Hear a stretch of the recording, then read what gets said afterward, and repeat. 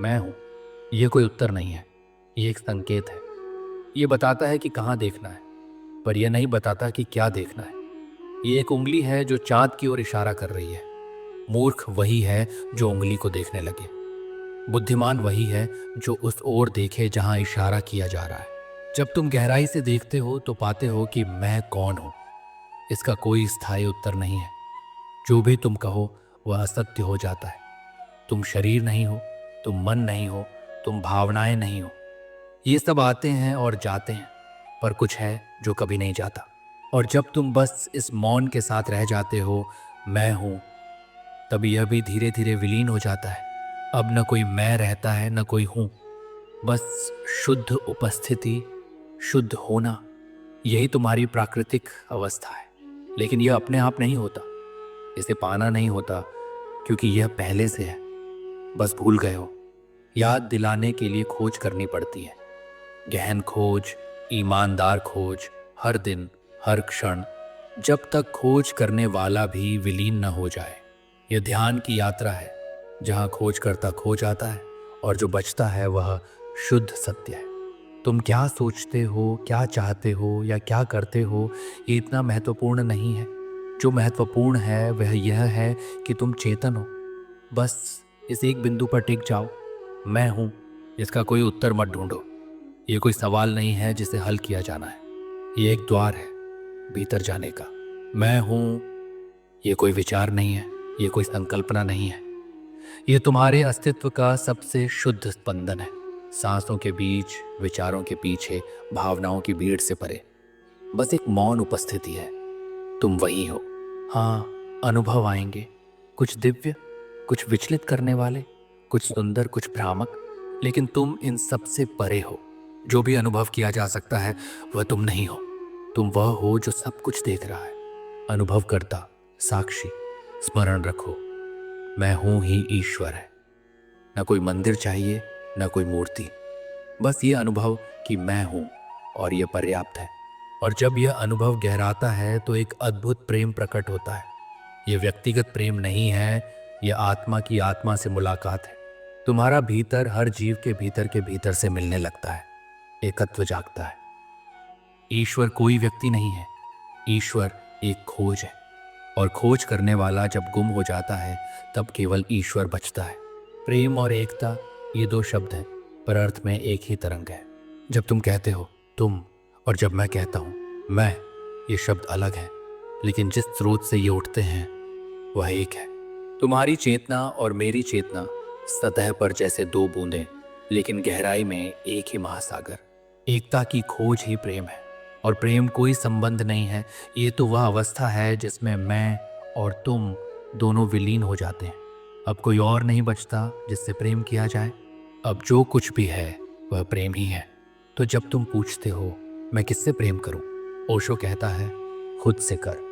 लेकिन उस खुद से नहीं जो तुम्हारा नाम, रूप, इतिहास है, बल्कि उस मैं हूं से जो शाश्वत है, अमर है। मैं हूं, यही ध्वनि अमृत है। ये वही अमृत है जिसकी बात पुराने अर्षे करते थे।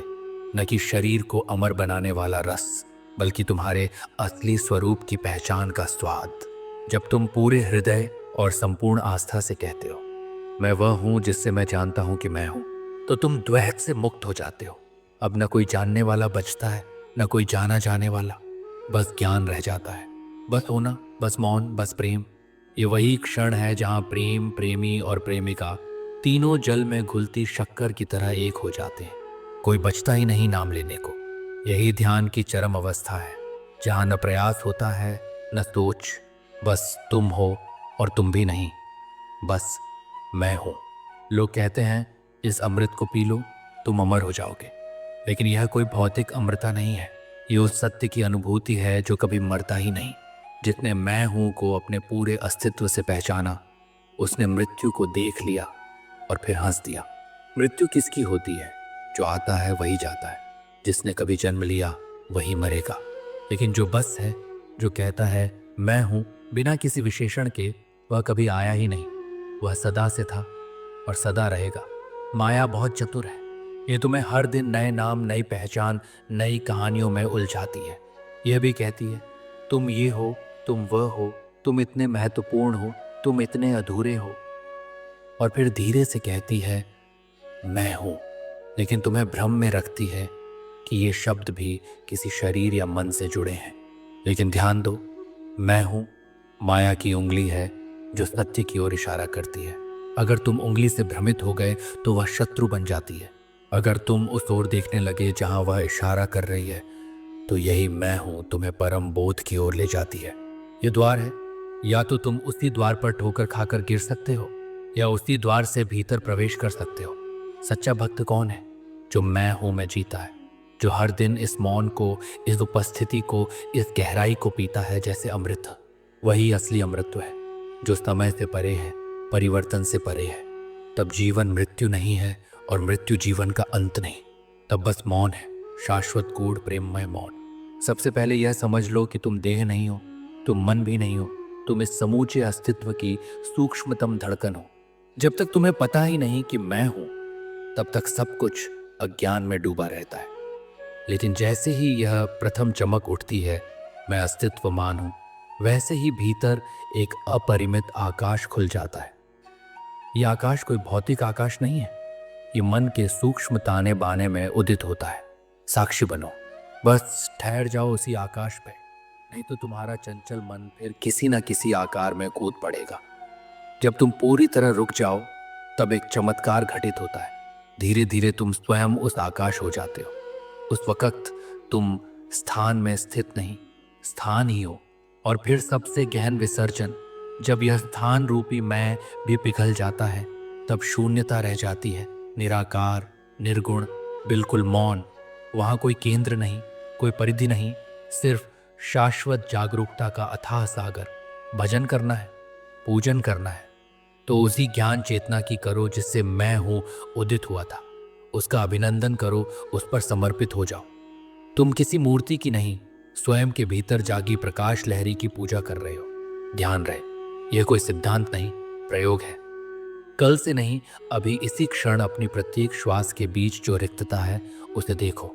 वही प्रथम द्वार है, उसे पार करते ही द्वार मिट जाता है, राह भी मिट जाती है और पथिक भी। बस यही रहस्य है, यही मुक्ति है।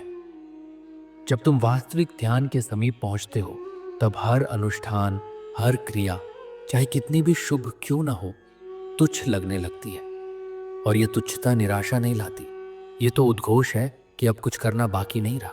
जो जानता है उसके लिए पूजा पाठ, माला जप, व्रत तप सब एक खेल बन जाते हैं। और जो जाग गया है उसके लिए ब्रह्म भी केवल एक अवधारणा मात्र रह जाता है।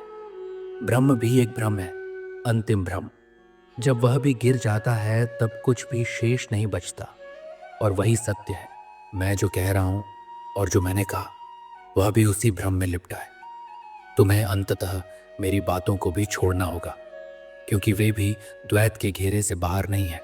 सबसे ऊंचा शिखर वह है जहां कुछ नहीं करना होता, कुछ नहीं साधना होता, कुछ नहीं सोचना होता, कुछ नहीं पकड़ना होता, बस शुद्ध होना जैसे तुम हो। न तो पुरुष, न स्त्री, न साधक, न सिद्ध, न पापी, न पुण्यात्मा, बस एक मौन उपस्थिति। जब तुम पूरी तरह शून्य में स्थिर हो जाते हो, न प्रतिक्रिया, न पकड़, तब वह मूल माया, वह आदि ब्रह्म जो जन्म जन्मांतर से तुमसे चिपका है, स्वतः ढह जाता है। ध्यान में बस रहो। कोई स्मृति आए उसे आए दे दो, कोई विचार उभरे उभरे दे दो, कोई अनुभूति हो उसे भी पकड़े बिना निकल जाने दो। क्योंकि जिस क्षण तुम कुछ भी पकड़ते हो, उसी क्षण तुम द्वैत में गिर जाते हो। और वही मूल दुख का कारण है। कुछ न करना ही सर्वोच्च करना है।